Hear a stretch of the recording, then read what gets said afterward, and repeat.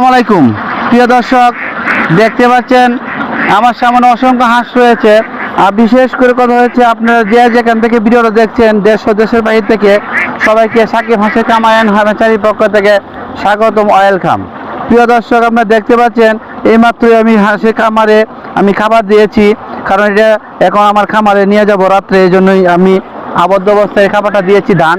কিন্তু আমি এখানে প্রায় 2200+ হাঁস রয়েছে। প্রিয় দর্শক, দেখতে পাচ্ছেন আবদ্ধ অবস্থা হাঁসটা লালন পালন হচ্ছে, কিন্তু হাঁসটা আমার এই ডিম থেকে উৎপাদন করে খাইয়ে এগেডের বাচ্চা বাছাই করে তারপর আমরা লালন পালন করে বড় করেছি।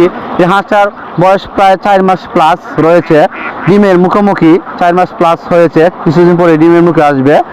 প্রিয় দর্শক, আপনারা যদি এরকম একটা ভালো হাঁস বা এগেডে হাঁস দিয়ে ভ্যাকসিন কমপ্লিট করা হাঁস দিয়ে যদি আপনারা একটা খামার করতে চান, বা কৃমি ডোজ কমপ্লিট করা খামার হাঁস দিয়ে খামার করতে চান, তো অবশ্যই সাকিব হাঁসের খামার হ্যাচারিতে যোগাযোগ করবেন। প্রিয় দর্শক, আপনারা জানেন যে আপনারা খাল বিল পুকুর এর মধ্যে হাঁস লালন পালন করা হয়, কিন্তু এখন দেখা যাচ্ছে বাংলাদেশে 80% 70-80% খামারি এখন আবদ্ধ অবস্থা হচ্ছে নেট দিয়ে, বা কেউ পুকুর আছে, কেউ একটু খাল আছে, বা এইরকম জায়গার মধ্যে আবদ্ধ অবস্থা লালন পালন করা হচ্ছে।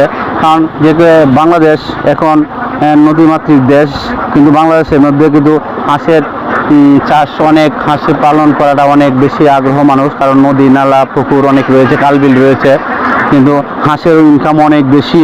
আপনারা প্রিয় দর্শক, আপনারা যদি এমন লোক আছেন যে আপনারা টাকা আছে কিন্তু কিছু করার মতো প্রসেসিং পাচ্ছেন না, তবু আপনারা অবশ্যই যদি হাঁস পালন করেন, ভালো হাঁস দিয়ে, ভালো একটা জাতের হাঁস দিয়ে যদি আপনারা লালন পালন করেন, তবু ডিম খাই ক্যাম্বেল বাংলাদেশ, আপনারা জানেন বাংলাদেশে খাই ক্যাম্বেল হাঁস কিন্তু বছরে প্রায় 280 থেকে 90টা ডিম দিয়ে থাকে।